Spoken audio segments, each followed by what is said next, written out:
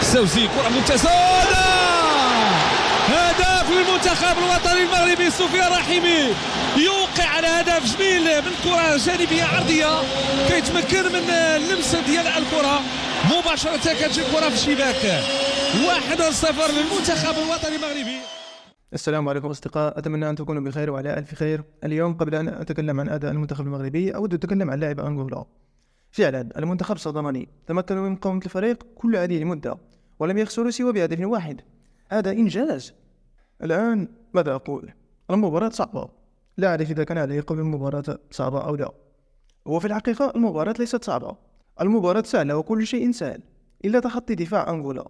منذ بداية المباراة إلى نهايتها رأينا استحواذ المنتخب المغربي على الكرة، من التفوق في الدفاع، الهجوم وحراسة المرمى، حتى بعد التبديلات وخروج كل من زياش وحكيمي وإبراهيم دياز والكعبي وغيرهم ما زلنا مهيمنين على الكرة.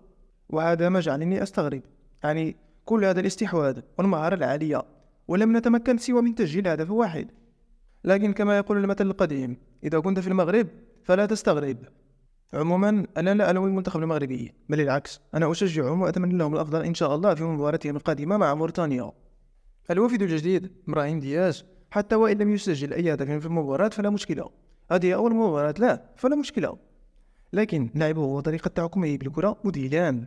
البعض يشبهه بميسي ويعتقدون أنه خليفة ميسي أو شيء من هذا القبيل، وأنا أقول لا لا لا يشبه، لا تشبهه بميسي ولا تشبهه بأحد، هو يشبه نفسه فقط. كما قلت، طريقة التحكم بالكرة وصناعة الفرص والتمريرات ممتازة جدا. لكن سأخبركم لماذا لم نتمكن من تسجيل أكثر من هدف واحد. كل من نايف أقراد، سفيان أمرابط، حكيمي بن الصغير وغيرهم أبدوا براعة في الاستحواذ على الكرة، من التحكم بالكرة أثناء الضغط وصنع الفرص في الأماكن الضيقة والتمريرات الممتازة. لكن دفاع أنغولا كان لهم بالمرصاد، فضلا عن تطير كل لاعب بحوزة الكرة. تطير؟ طير؟ يطير؟ لا أعرف إذا كانت هذه الكلمة صحيحة أو لا، لكن ما أقصد بها أي لاعب مغربي بحوزته الكرة لاعب أنغولا يجعلونه يطير في السماء. فريق أنغولا، أرجوكم العبوا بالعقل وليس بالجهل، أرجوكم على مالكم. يا رجل، أي لاعب مغربي يلامس الكرة تكسرون عظام قدميه أو رجليه، سترسلون أحدهم إلى الطوارئ، وربما لم يتمكن من الخروج سليما. في أحد اللقطات بين حكيمي وزياش وإبراهيم دياز، كل واحد منهم كان يتنافس على من سيسدد الركلة. أنا من سيسدد الركلة، أنا أفضل لاعب. لا، بل أنا من سيسجل، أنا أملك القدم الفولاذية، لا أحد ينجو من ركلاتي. لا لا لا لا لا لا، بل أنا الأفضل منكم كلكم، أنا من سيسجل الهدف، أنا صاحب القدم الصاروخية، أستطيع إيصال الكرة إلى الفضاء. لا لا لا لا لا لا. وبينما يتشجر الجميع، أنا أعلق، نلاحظ انسجاما بين الفريق. زياش، قصدي صاحب القدم الصاروخية، أرسلها كما قال إلى الفضاء. زياش، أرجوك تواضع معنا واجعلها لا تتجاوز الفضاء. من بين اللاعبين الذين أعجبوني في المباراة الكعبي، هذا الرجل قدم أداء ممتازا، سدد ركلات شبه حاسمة، لكن للأسف حتى أنا لم أرضى بضياع الركلات، لكن مع ذلك قدم أداء ممتازا، بل كل الفريق قدم أداء ممتازا. نتمنى فقط أن لا تتكرر مثل هذه الأخطاء في المباراة القادمة مع موريتانيا إن شاء الله. من خلال التكرار وإعادة المحاولة يصنع الفارق، وهذا ما فعله سفيان الرحيمي، صنع عدة ركلات ممتازة إلى أن انتهى بتسجيل الهدف المنقذ. هذا الشخص يريد إثبات نفسه في الملعب، وأنا أشجعه على ذلك. البعض سيقول أن هذه الركلة ليست الركلة التي يتمناها الجميع، لكن بالنسبة لي ولسفيان هذه الركلة أفضل من لا شيء. الرجل يريد إثبات نفسه في الفريق، سدد كل الركلات الممكنة إلى أن انتهى بالركلة الناجحة والمنقذة للفريق. لقد قدم أداء ممتازا، ونتمنى أداء أفضل في المباريات القادمة إن شاء الله. عموما يعني أن لكل الفريقين كل منهم قدم أداء ممتازا، وأتمنى رؤية المزيد من مثل هذه المباريات في مستوى والمتعة. حتى وإن فاز المنتخب المغربي بهدف واحد، لكنه قدم أداء ممتازا لا يعلى عليه. ستسمع كلمة ممتاز أكثر من جملة كم تبقى الفطور. هذه نهاية الفيديو أصدقائي، أتمنى أن يعجبكم الفيديو. إذا أعجبكم الفيديو لا تنسوا الضغط على زر اللايك والاشتراك في القناة إذا كانت هذه أول مرة تتابعون فيها محتوانا. أعانكم الله بالخير والسلام. عبقر الدربي كنعرفو من الأكاديمي، عنده تا هو لي كاليتي، دونك حنا كنتعاونوا بعضياتنا، واهم حاجه اللي قلت لك هو المنتخب ونفرحوا الشعب. لا شفنا كاس افريقيا اللي دابا هو منتخب اللي ما خصناش نستهانوا به. بحال المنتخب الانغولي تا هو منتخب اللي عنيد، ولكن حنا لاعبين في الدار. عندنا لاعبين تاعنا ممتازين. ان شاء الله يكون خير، وكنتمنى من كل شيء يشجعنا. الحمد لله على الانتصار ديال اليوم. كنبغيو نشكروا الجماهير اللي حضرات بكثافه، هادشي ما غريبش على الجماهير المغربيه. الحمد لله المقابله الاولى من بعد الكان كان خاصنا لابد من الرياجي، والحمد لله تمكنا اننا نحققوا نتيجه الانتصار بتخلينا نخدموا في اريحيه ان شاء الله الاستحقاقات المقبله. الحمد لله المقابله دازت مزيان، انا جيت سعيد بالاداء اللي قدم الفريق كامل، وغنزيدوا نخدموا ان شاء الله باش نزيدوا نربحوا الثقه ديال الجماهير ونرجعوا الفرحه للجماهير ويكون خير ان شاء الله من القدام.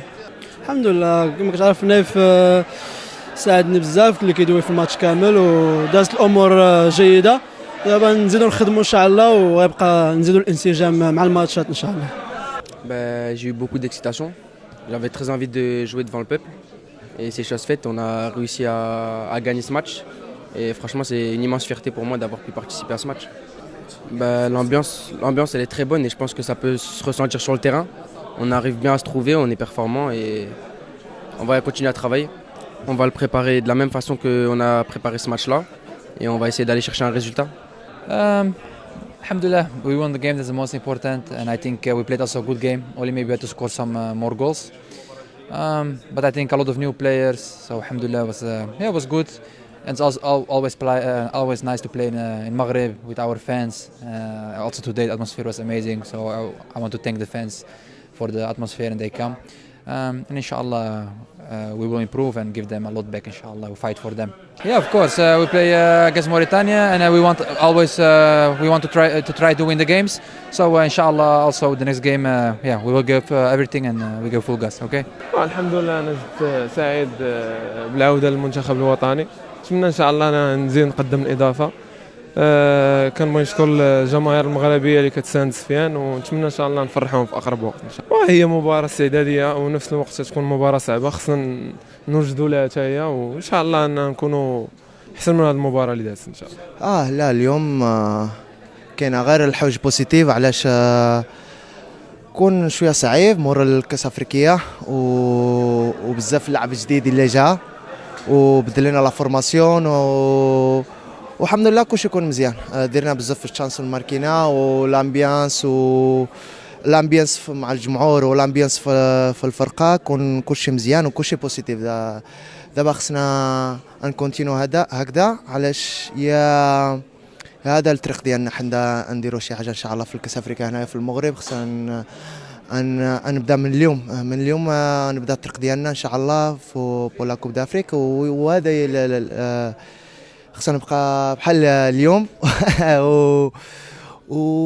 مع كلشي بزاف الحوايج بوزيتيف اليوم اللي كاين. بحال خصنا نكونتينيو بحال اليوم، نزيدو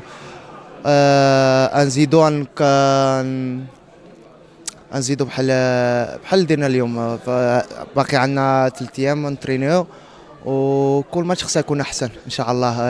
هذه اللي عندنا في الراس ديالنا حتى الكاس افريقيا، علاش علمنا بزاف في الكاس افريقيا والاخر في كوت ديفور، وخصنا ما نديروا الغلط اللي درنا في كوب افريقيا ان شاء الله. It's always special to come home. Morocco's home. I really like it. What about next match with Mauritania here in Morocco? We're gonna focus on the game. We're gonna train hard, and inshallah we're gonna win the game.